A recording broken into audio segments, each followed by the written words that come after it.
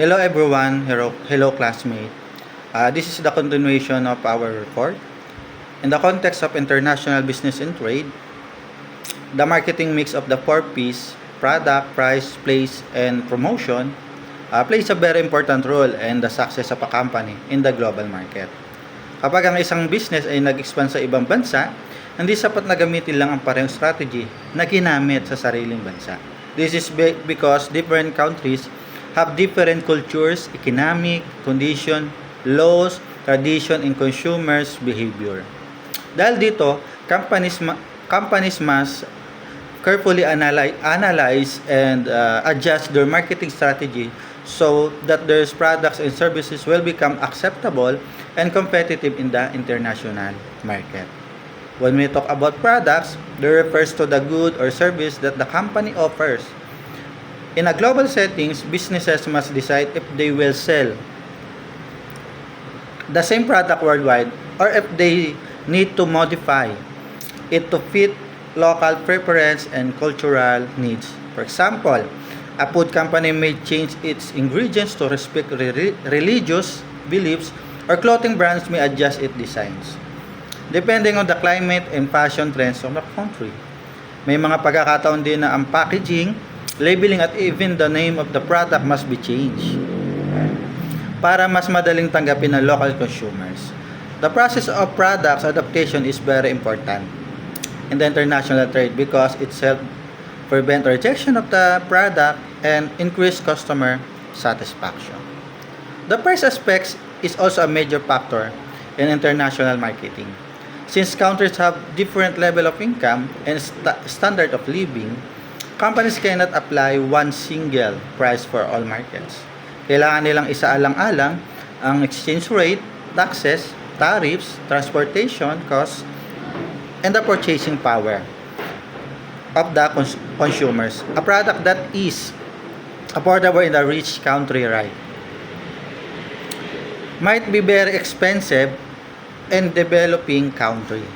Because of this, many companies choose to create different price strategies, such as offering small packages or cheaper version to make the products more accessible to a wider market.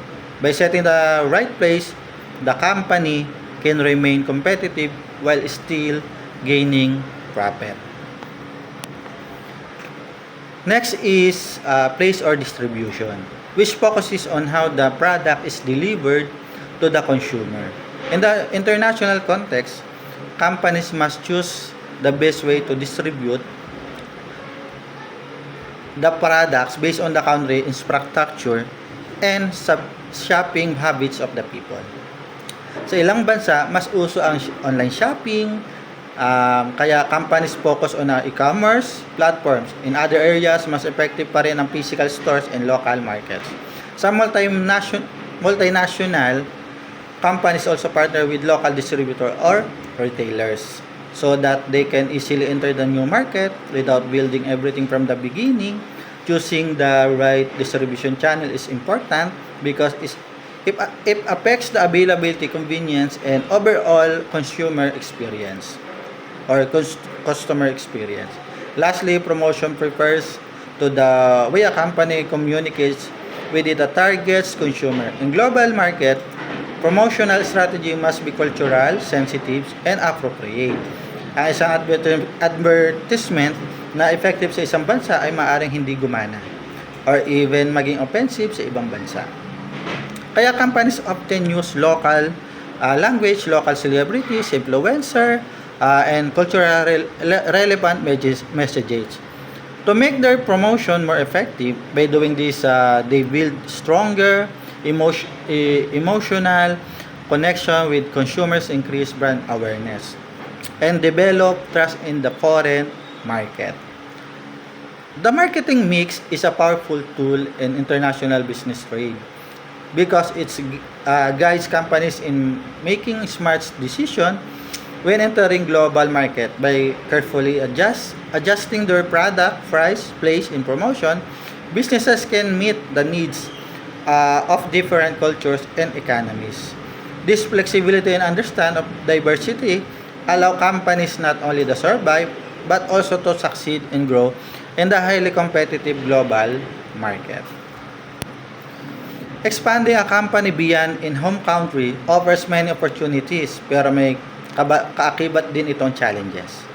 The process of entering international market allows a business to grow, diversify and strengthen its position into the global economy. But at the same time, it also exposes the company to new risks and complexities that are not always present in domestic operation. This is why it is important for business to carefully evaluate both the advantage and disadvantage of global expansion from the market strategic decision. One of the biggest advantage of global expansion is market expansion, where businesses are able to reach new customers from a different part of the world.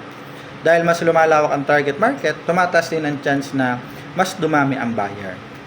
This leads to revenue growth since companies are no longer limited to the demand of only one country. With a larger customer base, businesses can achieve higher sales and stronger financial performance. At the same time, international presence helps in brand recognition because the brand becomes known not just locally but globally. A strong global brand image can attract more customers and build trust in different regions. Another important advantage is risk diversification. When a company operates in multiple countries, mas nababawasan ang dependence sa isang market lamang. For example, if the company is weak in one country, this helps protect the business from total loss. Global exposure used to provide an innovation boost because companies learn new ideas from different cultures, technologies, and consumer behavior. These new perspectives can inspire the development of new products and strategies. In addition, global expansion allows companies to enjoy economies of scale, meaning that producing in larger quantities can lower the cost per unit, making production distribution more efficient. However, despite this advantage, there are also serious challenges in international business. One major disadvantages is cultural barriers.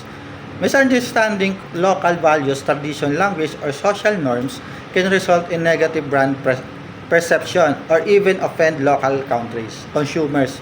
What is acceptable in one culture may not be accepted in another. Another challenge is the high cost involved in global expansion. Entering a new market requires large investment in research, transportation, legal, documentation, infrastructures, and marketing. This cost can be risky, especially for smaller companies with limited resources. In addition, businesses must deal these regulatory challenges since every country has its own regarding taxes, labor, environments, and trade. Complying with this regulation can be time-consuming and complicated. There is also increased competition because companies have to compete not only with others international brands but also with strong well-established local business that already understand the market better. Furthermore, managing operation in different countries leads to operational complexity, such as handling different time zone, supply chains, management style, and communication systems. Exchange rate risk can affect profitability because the values of currencies change over time. And this can increase costs or reduce profit unexpectedly. Expansion offers great opportunities for growth, innovation, and profitability. But it also requires careful planning, strong cultural understanding, and effective risk management. Businesses must carefully weigh the pros and cons before entering the global market. Those that can successfully balance the benefits with the challenge are more likely to achieve long-term long-term success in the international business environment. So, that's all guys. This is our report. Thank you.